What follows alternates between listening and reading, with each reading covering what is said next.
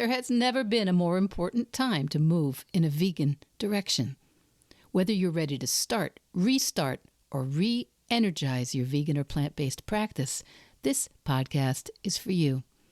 I'm Michelle Olander, life coach, vegan, ADHD matriarch, travel lover, and smoothie loather. And I know that it's the details that get in the way of your vegan journey.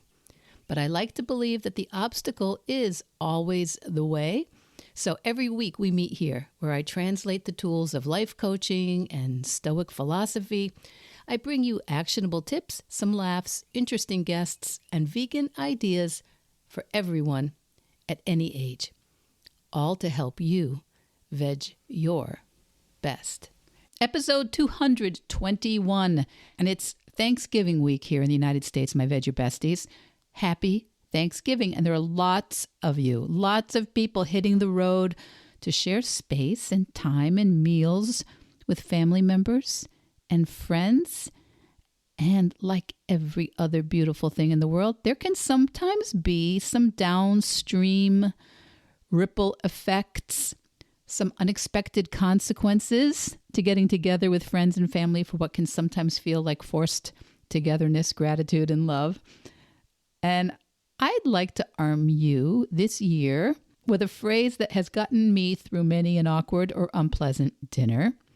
And that phrase is, "Oh, interesting. Could you send me a link to where you learned that?" Oh, and if you can make it sound agreeable and not dripping with sarcasm, that's good. "Oh, interesting. Could you send me a link to where you learned that?" Because when I'm confronted with someone saying things that I don't agree with, I also have to recognize that I myself believe things that others don't agree with and push back on. So I want to model for myself and for my grandchildren that I'm here to learn.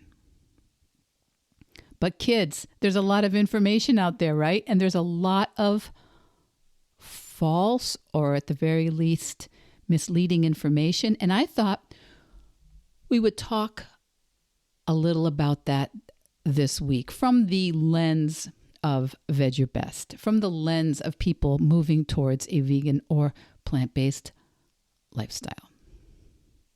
False knowledge, wrote George Bernard Shaw, false knowledge is more dangerous than ignorance. And of course, I think none of us, not one of us, is immune to that. All of us know that once upon a time, in some area or another, we thought things that we no longer think of as accurate.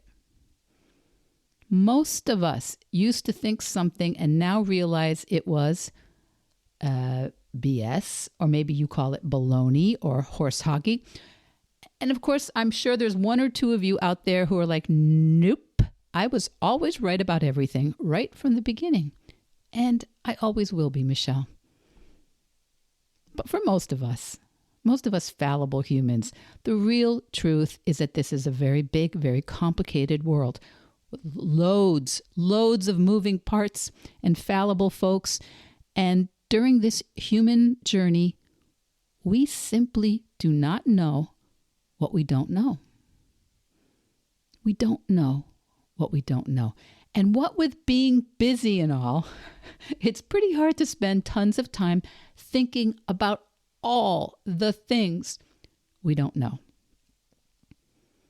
And many of us, me included, can kind of check out when the subjects become super complicated, or when the energy between the different viewpoints on a subject when that energy becomes negative or derisive, and we can start to adopt groupthink, just as a strategy, as a simplicity strategy.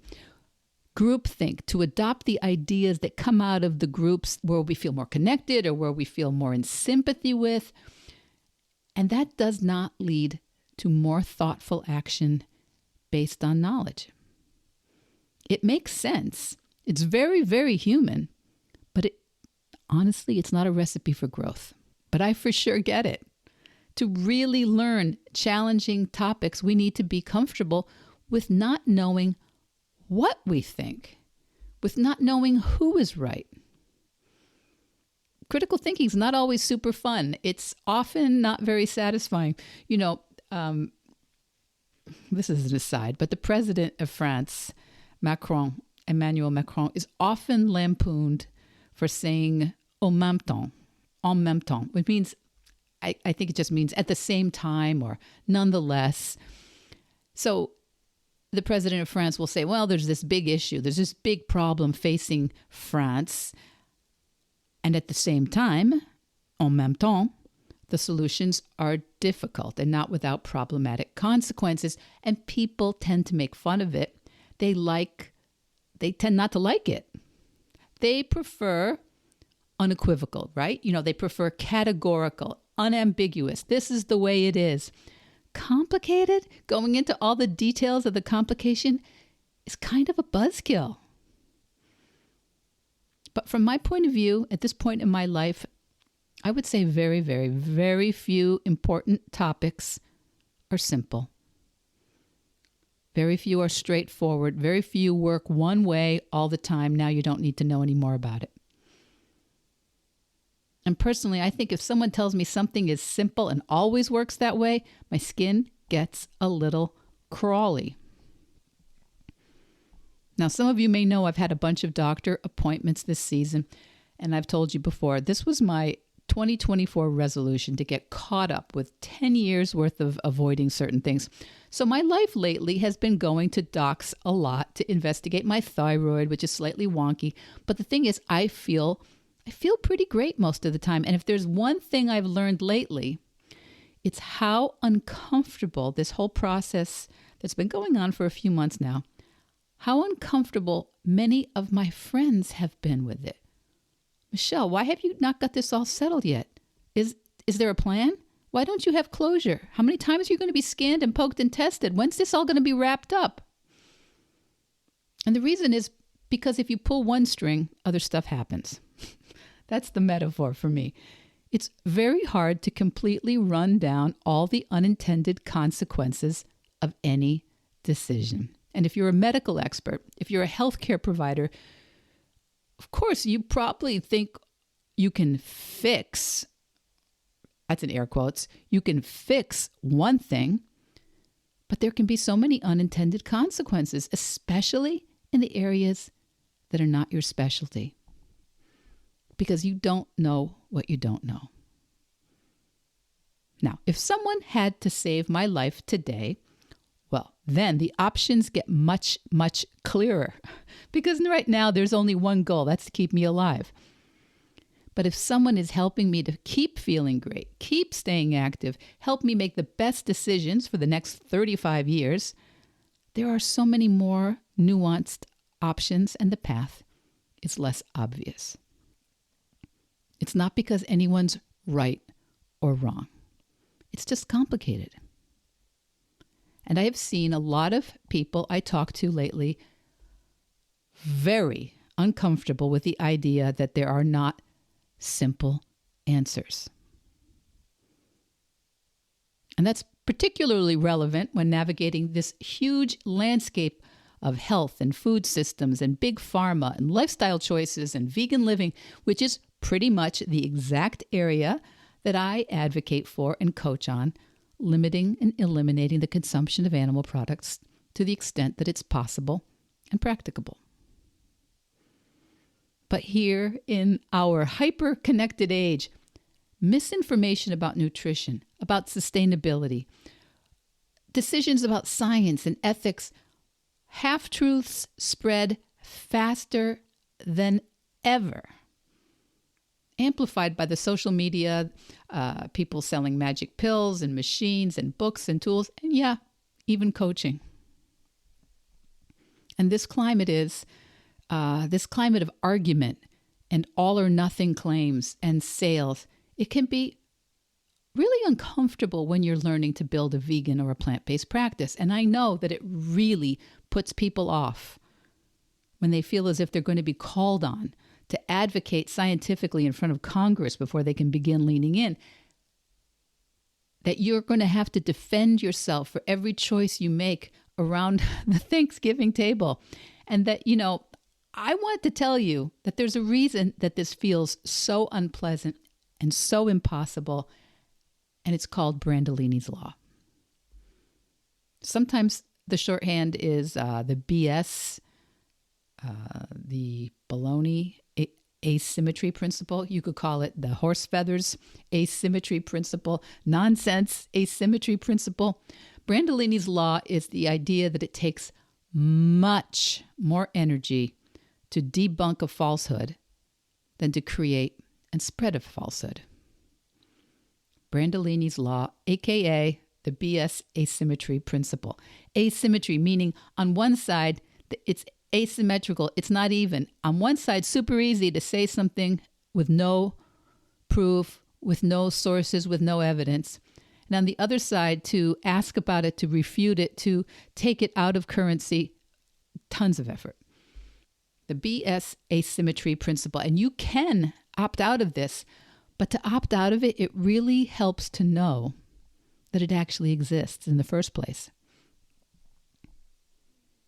On previous episodes, we've talked about heuristics, those mental shortcuts, those mental models that we humans use to get through the day that help us to expedite things so that we don't have to dig deeply and question every single thing we need to accomplish. But this particular heuristic is here to help you thoughtfully manage your plant-based journey amidst all those challenges that pop up. And it's not new. A lie, said Churchill, a lie can get halfway around the world before the truth even gets its pants on. So Brandolini's Law, the BS asymmetry principle, it reminds us that it takes much more energy to debunk a falsehood, to get rid of misinformation, than it does to create and spread one. Whether it's myths about protein deficiency on a vegan diet or exaggerated claims about certain superfoods, the idea of a vegan glow or weak quote-unquote soy boys, misinformation thrives everywhere for a bunch of reasons. What are those reasons? Things like the confirmation bias. People are drawn to ideas that align with the beliefs they already have. We love to be confirmed in what we already think. For example, if you're skeptical of vegan diets, you might latch on to claims that vegans can't get enough protein and that B12 supplementation is proof that it's not safe. Social proof is another reason. When misinformation spreads in like-minded groups, it gains credibility so quickly just because others who seem to be like us or seem to be powerful and beautiful believe it, and then we share it too.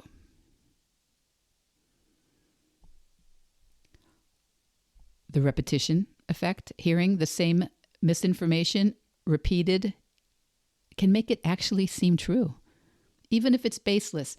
Back in the 80s, I was a Russian and Soviet studies major in college, and the famous quote attributed to Vladimir Lenin was, "A lie told often enough becomes the truth." Well, I don't think he made that up. I think that's something people have known for millennia. On both sides, every side of political points of view, authoritarians, unscrupulous groups have known it forever.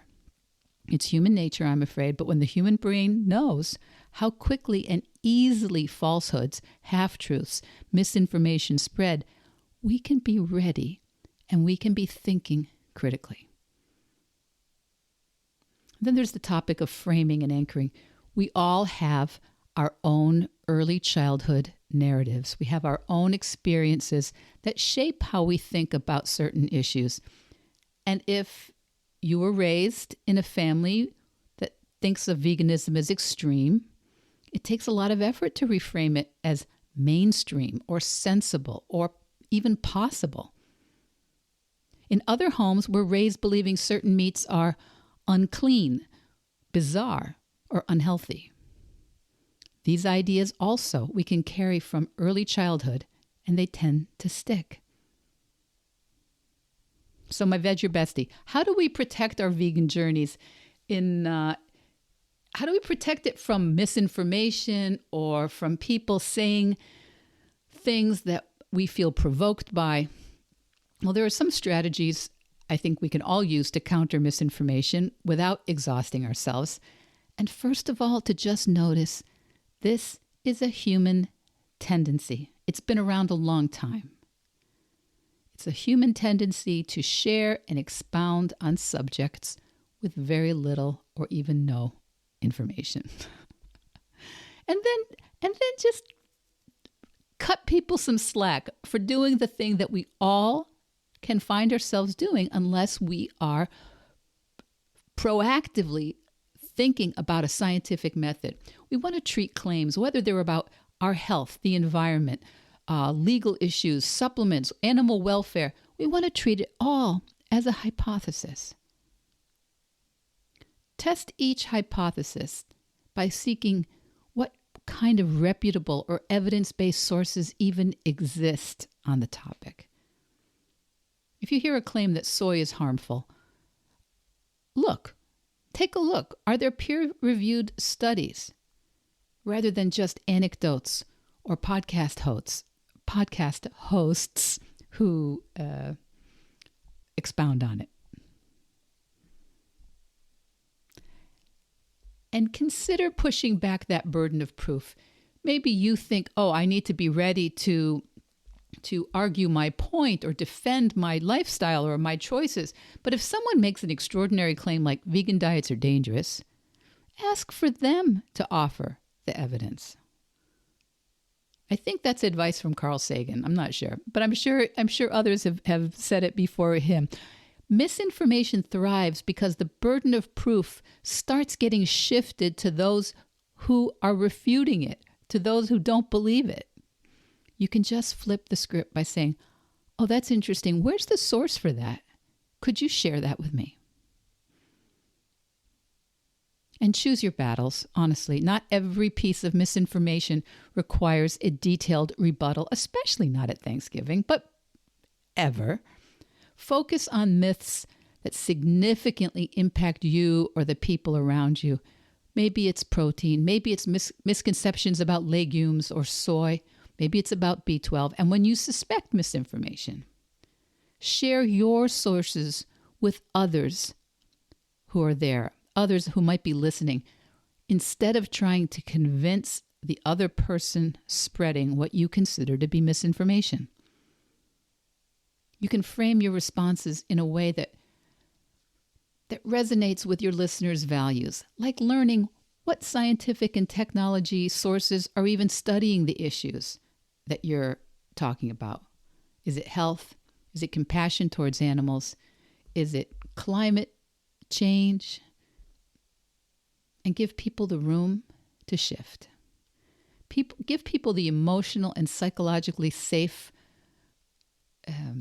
room to open up their beliefs or feel that they can talk to you without feeling attacked, even if you don't feel like you're getting that same courtesy. For example, instead of saying, that's wrong, you might say, I used to think that too. I agree with you. That's how I felt for a long time. But then I started learning about X. Then I started hearing so-and-so. Then I started reading the next doctor that you can quote. I can send you the links if you're interested. I'd love to know what you think. It's the holidays. And for some of us, this could be a tough one.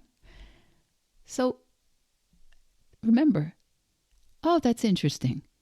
Would you send me the link where you learned that? And in your own world, question bold claims about diets, health, animal welfare, sustainability. Evaluate photos, infographics, posts. Does the article or graphic cite where it got the information? Is it dated? Did the information come from the Cattlemen's Association or from PETA, the People for Ethical Treatment of Animals? I'm not saying either one is wrong, but we might be skeptical of both. So look beyond the headline. And if someone's comfortable asserting very bold ideas without any evidence, I personally believe it's also fine to dismiss it for the time being without offering any evidence. Refuting misinformation takes energy, lots more energy than just saying or repeating something without doing your own due diligence. So this holiday, and maybe forever. Try to focus on the ideas that matter most to you on your plant-based journey. As you may know, I have never said that a plant-based or vegan lifestyle is the healthiest lifestyle for you, because guess what? I don't know that, and I don't even have any right to say that. There are very healthy vegan lifestyles and also not so healthy choices that are vegan. And I'm also not a physician, and the vegan and plant-based physicians who have been on this podcast or been quoted by me, they'll tell you their own expert opinions, but even they haven't met you. There are very few simple, unambiguous truths out there, and there is many a slip between what we think we're eating, how we think we're living, and how it is that we're actually showing up. Human beings are messy. It's actually a beautiful trait. So my Veg Your Bestie, it's your vegan journey. Yep. Misinformation may surface from any quarter, from your friends, your family, from your media, even your own assumptions. By approaching all aggressive claims with curiosity, by applying some critical thinking and sharing your own sources kindly but confidently, you'll not only strengthen your own path and your own respect for yourself, but you'll also inspire others to do more of the same. We really can decide not to take part in Brandolini's BS asymmetry principle. We can just keep planting seeds of truth and education and holding ourselves to standards of critical thinking.